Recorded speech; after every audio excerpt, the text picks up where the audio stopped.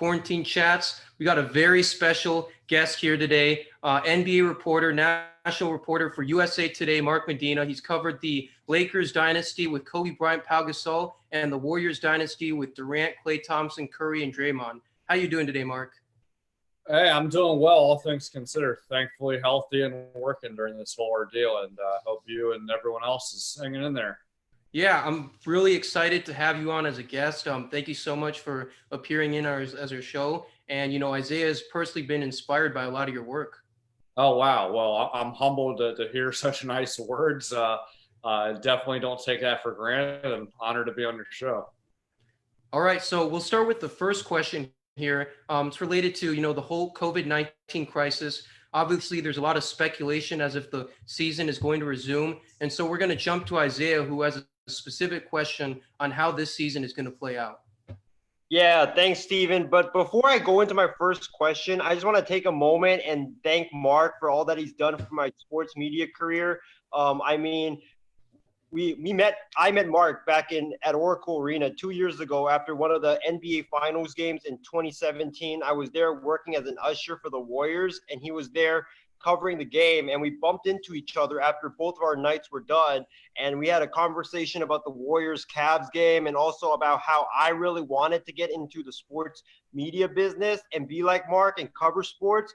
And that conversation we had really propelled me into the sports media business that I'm in right now and really helped me start this podcast. So Mark, from the bottom of my heart, I just got to say thank you so much for helping me start my career.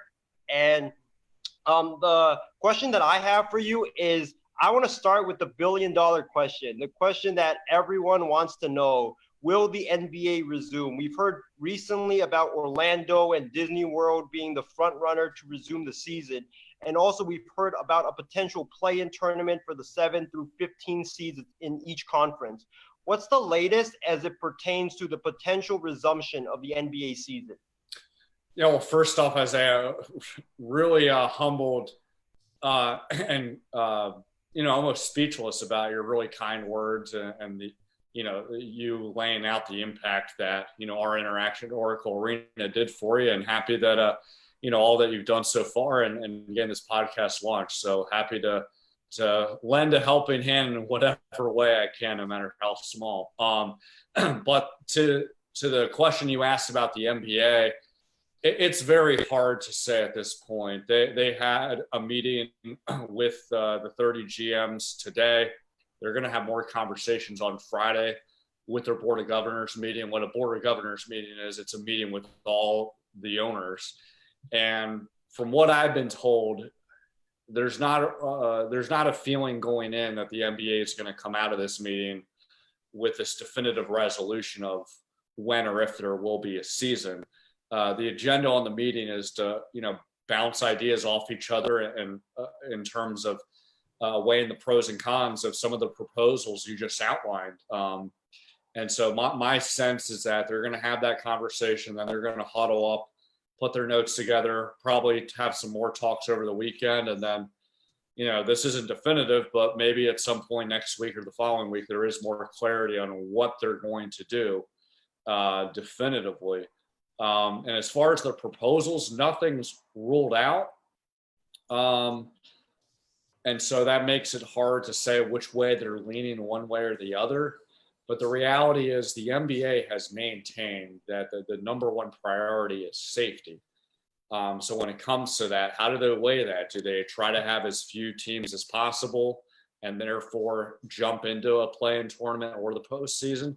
Or do they think it maximizes safety if they have all the teams there and they can play more regular season games in hopes of not even just having more games on TV and getting more revenue, but allowing teams to phase themselves back into the season. And that might reduce the likelihood of possible injuries because these guys have not played any formal practice or scrimmage or even game for over 2.5 months. So it'll be interesting to see how this plays out. And frankly, I have no idea how it will play out because this pandemic is so unprecedented.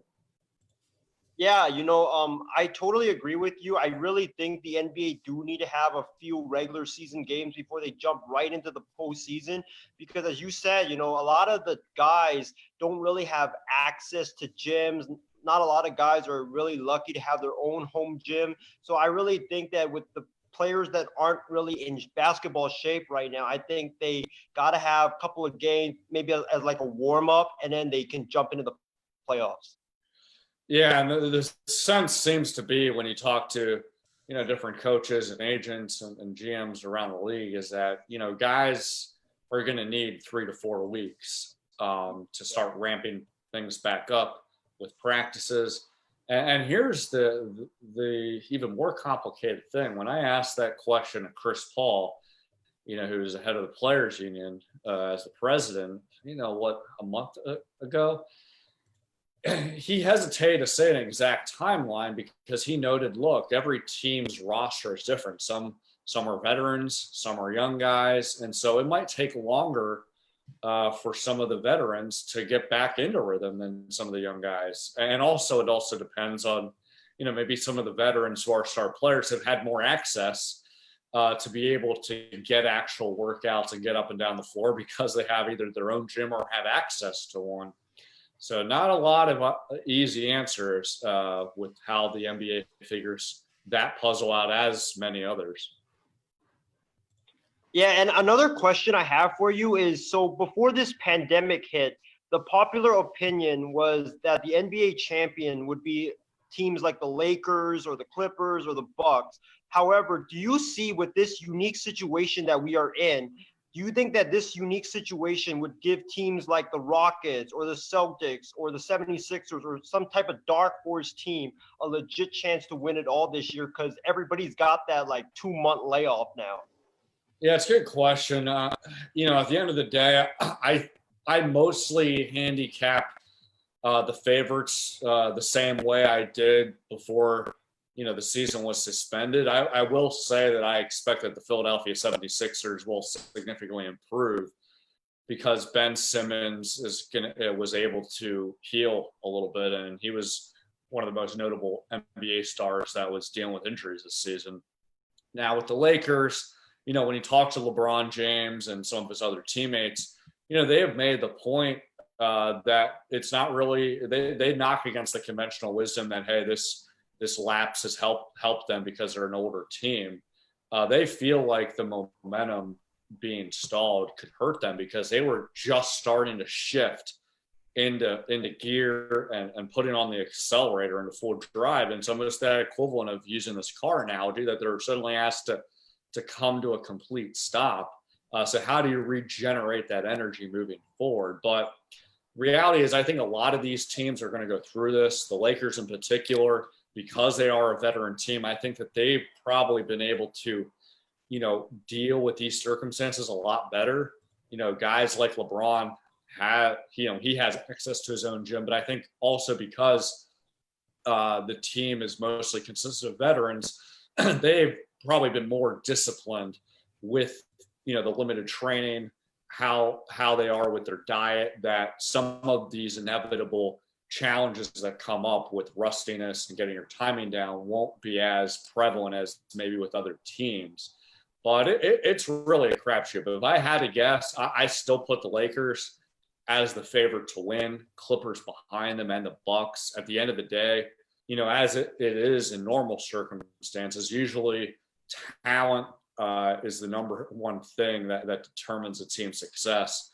And not to downplay the other factors, but I think that will still be the main thing that goes into play here. Yeah, couldn't have said any better, Mark. It really depends on the circumstances. And you got to remember, all the teams are handicapped in this situation in the sense that they're not going to get the regular training. And we'll see how the season plays out. We'll see if the Lakers can regain that rhythm. Isaiah, did you have one more thing?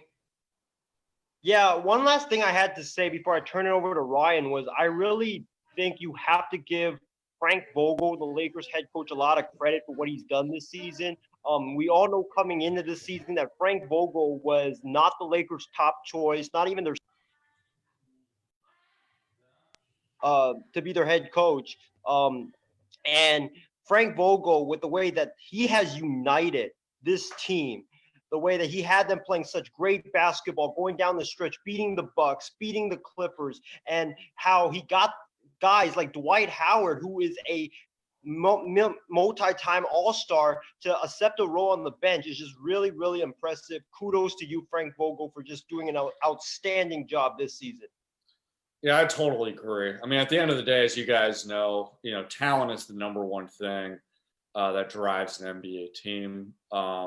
So say, Frank Vogel wasn't doing his job well, I think the Lakers would still be in the mix because you have LeBron James and Anthony Davis. But I agree with your point that because of how, prepared Frank Vogel came in, he knew that he wasn't the not even just the first option. He wasn't the second option. He tried to, do the old cliche of, hey, roll up your sleeves and do some hard work. And that's how you'll gain respect. And I think that there's something to be said that, look, LeBron James is a great teammate, great player, but let's just call a spade a spade. He has had issues with his previous coaches at some point, in different points in time. And here there's been zero of that. There's been so much buy-in. And I think that that's provided a trickle-down effect that because LeBron James has respected him because of his work ethic and he knows what he's talking about and he has good game prep, that other players have bought in. I think, a good reflection of coaching is how well do role players play? Are you putting them in positions to succeed? And I think, for the most part, all these guys have been the best versions of themselves. You could probably argue, otherwise a little bit for Kyle Kuzma and Rajon Rondo, but I think a lot of that had to do more with Kyle Kuzma's injury and him getting through the initial hiccups of, hey, he's not a starter anymore. He's coming off the bench this season. Then Rondo, he's been later in his career. But when you look at all the other guys, those two guys in particular have improved throughout the season. All the role guys, I think, have been the best version of themselves. A lot of that credit goes to Frank Vogel, and also a lot of the credit goes to LeBron for elevating them and making them feel empowered. Yeah, Sheree, go ahead, man. Yeah, definitely agree about Frank Vogel. And it's been fun to watch the Lakers this year.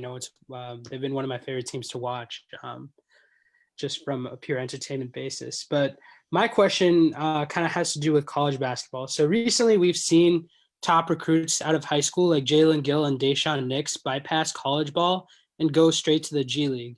So what are your thoughts on the future of the G League and how does this impact college basketball and the NBA?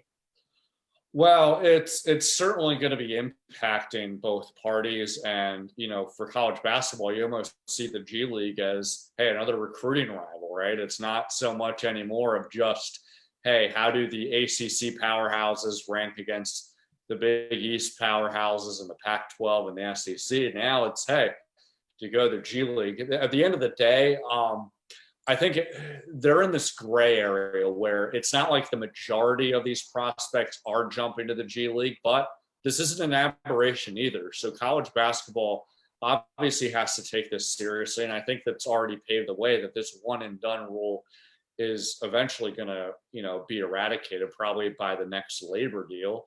And also I think it provides a case study into, okay, what is the best way to develop as a player? I come from the mind that, player empowerment is key. And I totally understand, why players resent the NCAA because they make so much money off of their likeness and they're not getting any of that in return, even both during their playing career and even afterwards. But I still think at the end of the day, when you are playing in college basketball, you are getting a window into the college lifestyle. You have an extra year of development.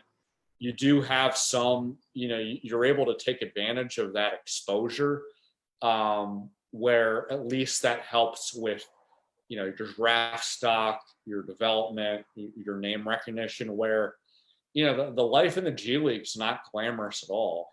You are, being on buses, you're staying at pretty crappy hotels, you're playing at empty gyms. And I think that can cut both ways. In some respects, it does test, how well are you able to, still fall in love with the game, even though you're not getting paid well. You're playing in not great conditions. You're playing, before really a handful of apathetic fans. But on the other hand, with college basketball, you're getting an early test of what it's like to play under pressure, right? Like you have these rowdy fan bases, especially during the tournament. So I'm laying all these things out here to say I don't know what the exact answer of what's the right avenue, but I think this has obviously come to pass because I think because of some of NCAA's outdated policies with how they pay players, and that there hasn't really been a sense of collaboration between the NBA and the NCAA of really making that a feeder system into the NBA. And instead they're clinging to this old notion that, hey, these are all amateur student athletes, when we know that that's really not the case. Yeah. So Shree had a quick follow-up question as far as college athletes being paid to their likeness.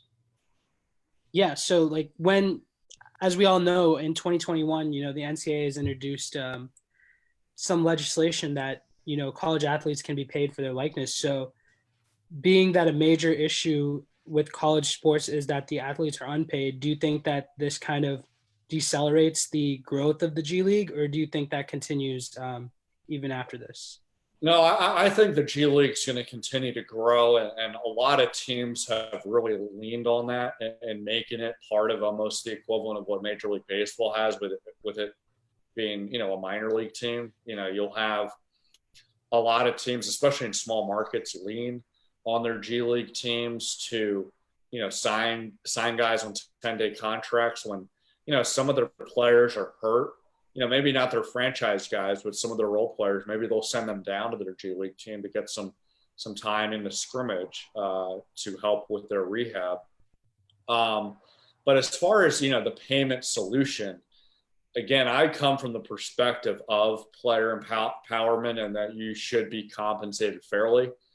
But when it comes to paying college athletes, I am skeptical of how it would work in that system of, where there would be a platform of guys being paid directly, because then you open up this whole Pandora's box where then you're having agents getting involved, and there could be something that exposes the difference between the major and mid-major programs, the haves and the have-nots. I think the best solution here is that you're allowed to, work with whatever summer job you have. You get some kind of stipend. So for, the players that come from, tough backgrounds where their families don't have the means to support themselves, it's not like they're living in poverty in college. And also I think the bigger thing is more for post-graduation. Like there should be something written where, players are allowed to get a certain percentage of whatever revenue the university brings because of what they did. And there's not a lot of easy answers, because the reality here is that, because of what the NCAA generates in revenue with all these major programs, I mean, that supports a lot of the non-revenue teams. It supports a lot of the women's teams. And so it really comes down to how you look at the spreadsheet. How does it all even out? I don't have that spreadsheet in front of me. I think philosophically, players should be given their just due, but I don't think it should be through the same platform as it would be in the pros, because I think it would, probably create more problems than solving the ones that are already here.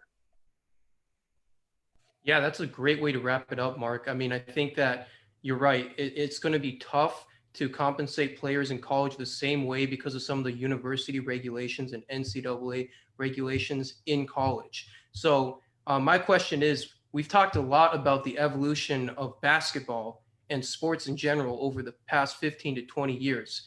But how have you seen the field of sports media and reporting evolve over the past 15 to 20 years? Well, I mean, I've only been in professional media for 12 years, and I mean, it's evolved tremendously ever since I graduated from college. I mean, with social media, with Twitter and Instagram and Facebook, I mean, that's accelerated, the speed of news, and also I think the challenging aspect of like getting accurate information. and, competing in a crowded marketplace. And I think it's really cut both ways. I think the positive parts of it is that, you're able to tell stories in different sort of channels. You can have these kind of conversations through a podcast or a webinar or a Zoom call, right? And that's not what it was before. But at the same time, you're also being constantly exposed to misinformation and just, athletes and media members and fans alike just kind of cannibalizing each other with a lot of insults that a lot of times is just unnecessary.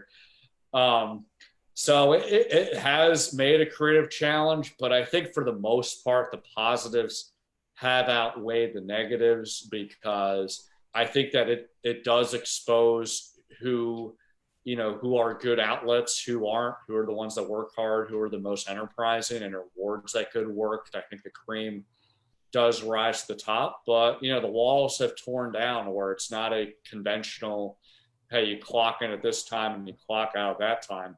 Your deadline is almost never and always, because that's just the nature of the business with how news is. But the thing is, you got to adapt some way, while also, I think, clinging to, I don't want to say old school principles, but some of the traditional ideas of, hey, you know what, even if people are consuming a lot of their news on the phone or on their computer, there still is a value in, reading the hard copy of a newspaper, reading magazines, reading books, having conversations face to face, as opposed to just texting and interacting on Twitter for 140 characters, because sometimes those things get lost in translation.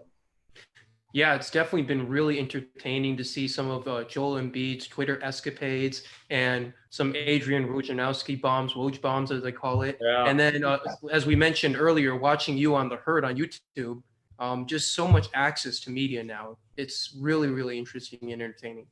Yeah. So we had a question, or go ahead, Mark. Oh, I was going to say, just to wrap it up, and then the thing is, I would say 5-10 years from now, I don't know how it's going to evolve, but you just know that it will, and it's going to be interesting to say the least. Very, very interesting. As far as stories, Trevor had a question about the Kevin Durant era in Golden State and how it unfolded in the future of the Warriors. Okay, go ahead. So my question is, prior to signing Kevin Durant in 2016, the Warriors were a successful franchise in winning a championship and having a regular season record. But do you think when Clay and Curry come back, what are their chances to being successful, or is it a little bit too late for them to do another playoff push to win another title? No, I don't think it's too late, but I do think that their identity is going to be different. I think, if you're going to compare eras here, the Golden State Warriors, when they won 3 championships and 5 NBA finals, they were this generation's version of the '90s Chicago Bulls, right? They won 6 titles in 8 years of 6 finals appearances. I think right now it's realistic that the Warriors can now pivot into being, what the San Antonio Spurs were in the 2000s, where they're not going to be in a finals every single year. They're not going to win back to back, but they still always have a chance to win a title. They'll always be competitive. They'll be making the playoffs. And it's a matter of, how do they bridge those 2 eras together? Obviously, it all hinges on the health and quality of play that Steph Curry and Klay Thompson and Draymond Green have. But I think another important quality is, how do the Warriors find those perfect blend of, drafting young players and finding role players that can fit that nucleus around them, so they can be what Tim Duncan and Manu Ginobili and Tony Parker were with the Spurs, where everyone knew, hey, that's the nucleus. Those are the main guys. But as they aged, they could evolve their game a little bit easier because they had a lot of good role players that could fill in some of the gaps that, maybe they can't. Yeah, so Mark, I've got a follow-up question on the Warriors. So as we all know, the Warriors, with their injuries and everything like that, they haven't had the best season. They probably will have the number 1 pick this upcoming draft. I want to ask you, if you're running the Warriors, would you pick LaMelo Ball? Because on this show, I have said for months that I really think the Warriors should pick LaMelo Ball, because even though you have Stephen Curry and Klay Thompson and a lot of these guards on your team with Wiggins, I think that with Curry and Thompson getting older, I think you should draft LaMelo Ball for kind of like a replacement for them. You can put him on the bench for like the first 3 seasons, and then when Curry and Thompson, age, then you can like trade them, get some assets, and then you can bring LaMelo Ball in, and you won't really miss a beat. Yeah, Isaiah, honestly, I don't have a firm opinion on this only because, because of my role now as an NBA writer, I've honestly paid, before the whole pandemic happened, paid more attention to the NBA and gearing up for the playoffs as opposed to studying a lot of the draft prospects. I think offhand I would choose between LaMelo and Wiseman, but I think philosophically, especially when you have a high pick, it's always about getting the best talent as opposed to worrying, okay, what's that positional need and how does that fit? Because the reality is when you're drafting young players, they're going to go through some sort of transition and hiccup. And at the end of the day, you want to hoard many assets as you can, because, if nothing else, maybe that can be part of a deal down the line. So, I don't have the firm answer on who's the most talented player in that draft, frankly, because my, time and energy has been spent elsewhere, but it's always about talent over worries about fit, because that, if nothing else, the more assets you have, the more flexibility that you have with your roster in terms of making any changes. And I think that kind of illustrates the Warriors' thought process when Kevin Durant left for Brooklyn. They wanted to get something in return for D'Angelo Russell. And, they had some intrigue of, hey, he had a lot of potential. He had a little bit of a turning point in his career with the Brooklyn Nets as an all-star after having some up and down years, his first 2 years with the Lakers. But there were a lot of question marks of how that would fit. And obviously we saw those question marks play out, but it was of their mind, look, like if nothing else, we could flip him in a future deal, and they wound up getting Andrew Wiggins. Yeah, and to add on to that, we've seen some crazy positional transformations after the draft before. Giannis Antetokounmpo, who was drafted as really a small forward, power forward, actually shifted into the point guard for some time in the 2016 and 2015 seasons. And Kobe Bryant, who initially started at the small forward, transitioned to the shooting guard position. So you never know what's going to happen with these players positionally. If anything, you get the best talent around you. You can train some of these players based on their athleticism, their talent, their experience playing the sport to best suit your team's needs.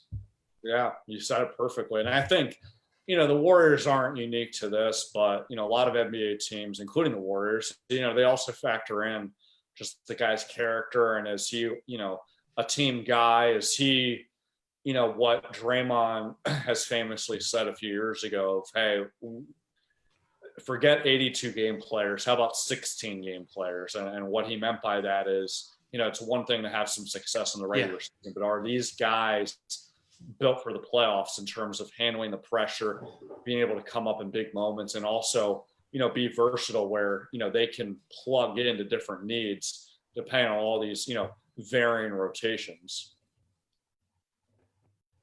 Great way to put it, Mark. Let's go to Ryan from Ohio. All right. So, Mark, you've had some pretty memorable interviews over your career. You got to interview people like Kobe, Magic Johnson, and, which this is my personal favorite, during a group interview with Meta World Peace, you helped him demonstrate how NBA players may or may not be flopping when they take charge calls. And I can tell you, I was scared for my life when that happened. I'm glad I'm alive. I was about to ask, how much of a hit did he give you? Like, because it looked like he didn't exactly give you like a little love tap. He didn't give me a love tap for sure, but I will say this: Meta World Peace, Ron Artest, I've seen him be a lot more physical in actual games than he was with me. So I think if he wanted to be physical, he could have to make a point. But I will say that I will admit, when he pulled me to the side, he wanted to demonstrate, and just for people who may not have seen this video, the context of it. We're in training camp. The NBA had just instituted a rule that officials would start levying more fines to players that are flopping. And they thought that this could be an incentive to reduce flopping. And Meta was going on one of these rants that he's known for, where he was criticizing the officials. His whole point was, look, officials have called the way games the way they're supposed to. Players wouldn't flop. The only reason why players are flopping is, hey, they're trying to find a competitive advantage. So just call the game the way it should, and players will adjust. And so his point is, if a player puts his mind to it, he won't flop. And so he's looking at me. Obviously, I'm not built as an NBA player. I hardly have the same kind of muscle and pounds that they do. So he pulled me aside. He told me, hey, stand, be a man, do not flop. And he charged into me. And I will admit, when he started moving toward me, I had flashes of my image of, okay, this is Ron Artest, the guy who got a suspension for the Palace Brawl for punching a fan and going to the stands. He gave James Harden a concussion by elbowing him. Like, what is he going to do to me? And thankfully, when he charged into me, I still stood up on my own. I did not feel hurt at all. And so I started getting a little confident and told him, hey, do it again. And I knew that he wouldn't hurt me. But I will say that there was a split second thought process in my head where I wondered, this might be it. This might be it. Well, it's great to hear, Mark, that some of the Lakers championship pedigree rubbed off on you, and you were able to take that like a champ. I would hardly say that, but I'm glad that I'm at least alive to tell the tale. So Mark, would you say that was your favorite or most memorable interview, or would you say it was a different one? Well, I mean, that was one of my most enjoyable interactions with Ron. There was a time when the Warriors won the championship in 2018. Nick Young was on the team. I knew Nick from covering his 4-year run with the Lakers. And look, for any Lakers fan that they know Nick Young's up and downs from, having an initial really good season, coming back, and then having frustrations with Byron Scott. He and D'Angelo Russell having that fallout because of the whole leaked video. Oh, yeah. So this all kind of came full circle where, hey, here's a moment where a season after having his resurgence with the Lakers, he signs with the Warriors. He wins his first championship ring. He sees me and pours champagne on me. That was pretty funny. But I will say, the most memorable, those aren't the most memorable. This is the most memorable and unfortunately the most tragic. But I interviewed Kobe Bryant, 9 days before he passed. And it was just a real surreal feeling because, we had set up an interview, for a story I was working on about, hey, how has he managed to pivot from, having this accomplished NBA career to doing all these different things post-retirement with overseeing a storytelling company and, doing podcasts and doing ESPN's Detail and overseeing a sports academy and coaching his daughter. And so, in true Kobe fashion, 4 years after his retirement, he's done a lot of things, but in his mind, he's just getting started. And the other part is, he seemed a lot more at peace than he was during his career. And so it was a real cool moment to just kind of see a different side of it. And then all of a sudden, 9 days later, you get the news that he died in a helicopter crash with his 13-year-old daughter, Gianna. And so, obviously for everyone in the NBA family and the general public, that was a huge tragedy that was hard to stomach. But, the fact that I had that interview so shortly before all that happened made it a lot even more difficult to process and handle. Yeah, I mean, obviously, all condolences go out to Kobe Bryant, Gianna Bryant, and all the lives lost in that helicopter crash. It still resonates with all of us in the basketball community and definitely everyone here in the panel. And I was so touched by his work of Dear Basketball after he had retired. And, sorry you had to go through that experience of interviewing him and then seeing him pass away. Yeah, well, I appreciate the kind words. I mean, I kind of look at it two ways. I'm glad I interviewed him. I mean, obviously I was interviewing him for a story, and that was enjoyable to catch up with him. Certainly wish he was still here, but, not that you have to choose or anything, because that's not what it's about. But I am glad that I was able to catch up with him a little bit, interview him, talk a little bit afterwards with him, as opposed to, not seeing him at all. But, regardless, it's a really tough thing to handle. And, I can't even imagine, just the pain that the Bryant family's gone through and the NBA family. Because, I mean, it's one thing, look, I covered Kobe his last 7 years at the Lakers. It was very enjoyable, but I'm not going to pretend that I had this like close relationship or I'm friends with him. Like, that's not what this whole gig is about. It's a professional relationship. So, given that, the pain that the family and his close friends and loved ones, are feeling to this day is, beyond comprehension. Yeah, I'm glad that you got the chance to speak with Kobe Bryant on so many occasions. He inspired me a lot personally. Him and Yao Ming had such a big impact on basketball in the Chinese community, and just hoping that relationship continues as strong as it was before. Ryan had a question about. Oh, go ahead, Mark. I'm sorry. Oh yeah. Real quick, I was just saying it was cool to hear stories about Kobe's impact over there. Obviously he stood a lot to gain with his marketing and all that, but the fandom stories that you would hear and just how he inspired players like Yao Ming and Jeremy Lin. It really shows just how connected the world is here. Yeah, speaking of how connected the world is, Ryan from Ohio had a question about basketball analytics and their role in the game today.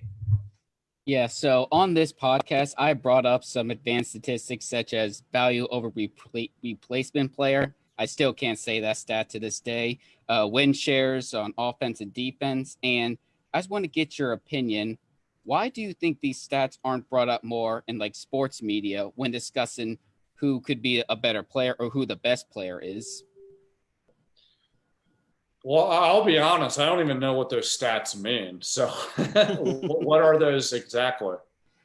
I haven't looked up too much into them, but they basically try to estimate how many wins a player contributes based on their play. They also go per 48 minutes, so it doesn't discriminate based on like how few or how many minutes they played. And they break it down into their offense and defense. And then VORP, as it's called, I guess, is how much more value you offer over a replacement player. I assume these aren't exact sciences because there's no possible way to do that, but it's spread across, or it's evaluated evenly to all athletes. And I personally just think it would be an interesting talking point into determining who is like top 5 or who's like the best player in the league currently. So yeah, I guess I'm just curious why this isn't being more utilized. Yeah, well, I'll be honest. I think, number one, it has to do with, what do these stats really tell? And until it really registers what it means, there's not going to be as much of an appreciation for that. But I do think that, for the most part, the NBA has become more open to analytics. A lot of basketball operations have, hired those experts and, they pass along that data to the coaches. I think it's all about of how do you master both? And I don't think it's mutually exclusive. I don't think that, most coaches are necessarily opposed to analytics. I think a lot of, coaches actually look at it and it is helpful, I think for specifically like player tendencies, like, hey, like, how productive is this guy going left, going right, like where are his sweet spots.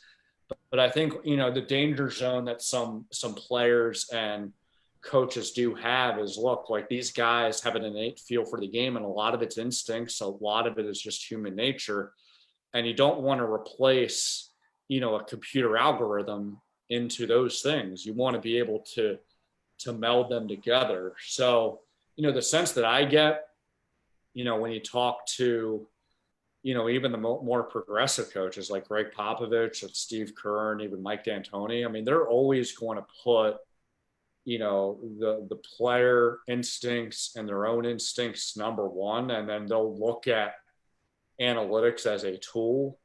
And I don't think it's archaic at all. I mean, clearly the NBA has advanced where they've seen, look, it's more conducive to shoot more threes and not as conducive to just settle for mid-range jumpers. But there is a fine line in a gray area that, you don't want to do it to the expense where you're taking away a player's strength. Guys like Kevin Durant and DeMar DeRozan and other players, like, they really excel making those shots. And if it's open, like, take it. And so I think that, there's sometimes some disagreements. I think Warriors and the Rockets, serve as Exhibit A, where, the Warriors during their dynasty run, Steve Kerr really believed in, hey, ball movement, just take the best quality shot, and the most quality shot is ones that are open, ones that come off of passes, where, the Rockets, they looked at it with math, like threes are better than twos, all the time, unless you're getting layups and getting trips to the foul line. But I would say, I don't think that, the league's downplaying analytics at all. They're embracing it, but I don't think they want it to the extent that all of a sudden that they're not going to allow players to play the way they're used to playing and relying on their own instincts. Yeah, it'll definitely be interesting to see how this wave of analytics is going to impact basketball in the future. But one final question for you, Mark. I'm going to keep it simple. Greatest player of all time, Kareem Abdul-Jabbar, Michael Jordan, or LeBron James? And I'm not going to make you run a computer algorithm to answer this one. Good, because I wouldn't know which ones to put. And it's not even a matter Right. of how many championships, whatever. I would put Michael Jordan at the top there. It's really hard to say underneath that. You can make a case for a lot of guys, but if you're asking me to choose among those three, I would choose Michael first, LeBron second, and Kareem. And I can walk you through it here. And it's not just, hey, championships or whatever. Right, for sure. There's no doubt Michael's the best scorer out of those guys. I mean, I know obviously Kareem Abdul-Jabbar is the all-time leading scorer, but when it comes to the way Michael scored, the fact that he was playing through so many double teams, and his maniacal competitiveness, I don't think there's a debate. He's the best at that. But I think that shouldn't take away that LeBron, early in his career, figured it out a lot earlier than Michael did, of how to be a team guy, how to elevate your teammates, how to empower them, how to make them feel comfortable. So it's almost like those two guys were running parallel tracks where, a young Michael Jordan needed to learn how to trust his teammates and make them better. A young LeBron James already knew that, but he needed to learn how to have the killer instinct and not be afraid to be selfish and score and take over like Michael would do. Kareem, no one could stop his sky hook. And, I think he's the best center, along with Bill Russell. But the reality is, and this isn't a knock on Kareem, but, he had some struggles after his championship with Milwaukee of, hey, how do you carry a team, until Magic Johnson came. And, Magic's obviously, I think, the best point guard of all time. And also, he was a great leader. He was able to make Kareem's life easier because he's a guy that fed him inside, but he also helped lead the team with his, very warm personality, where Kareem was able to then just lead by example and be his introverted self. So I would handicap, Michael first, LeBron second, Kareem third. But, when you're opening the field there, you got to put Magic in there. You have to put Kobe in there. You have to put Bill Russell in there. Right. And Hakeem. And it's hard to know which order you put them all in, because they're really good players. Well, Mark, I think you'd be hard-pressed to pick against Michael Jordan. Even some of the advanced statistics that Ryan brought up favor him. And as far as LeBron, I think one really interesting thing about him is he's always marketed as this amazing team leader and distributor. But you could really make the case that LeBron James is the greatest scorer of his era. I mean, the numbers he puts up in the playoffs, like you said, like Draymond and you said, when it comes down to the final 16 to 28 games, how do you play? LeBron James consistently drops, 28 to 31 points a game, which is just astonishing. He is an all-time talent for sure. Yeah, I mean, it's astonishing that, he has climbed up so high in the all-time scoring list. For sure, hey, he gained a few extra years because he jumped out of high school, but He obviously had to be a talented scorer to be that high. And the fact that his mindset, even to this day, is not to score first. It is to, set up a teammate. And usually the guys high on that scoring list, their first instinct was score the basketball. Absolutely. So the fact that he's been able to do that, obviously he's healthy, very talented, but it also shows that he has a lot of tools in his toolbox. And at this stage in his career, he has mostly mastered knowing when to use which tool in that toolbox. Yeah, well said. And I hope the 1 year out of high school rule can get lifted so we can have that next LeBron James. Next guy can have that extra time to pass LeBron once he gets that all-time scoring mark. There you go. We'll see. Well, thank you so much. It was amazing having you on, Mark. I just want to wish you the best of luck for all your future goals. And Isaiah, thank you for bringing Mark on. This has been an amazing and eye-opening experience for all of us here at Quarantine Chats. Hey, thanks for having me, guys. And I'm really humbled and honored that I was able to talk some hoops with you. And we're in tough times here, so just continue to wish you and yours good health and good fortune moving forward. Yeah, Mark. Mark. Well, have a great week, Mark, and stay safe out there. Yeah, Mark, like Steven said, thanks for coming on. It was a great pleasure. And feel free to, if you want to jump on, just Instagram DM me and we'll set it up. Sounds like a plan. Do well, guys. All right. Thanks, man. Bye, Mark. Thank you so much, Mark. Thank you so much, Mark. Yeah, thank you.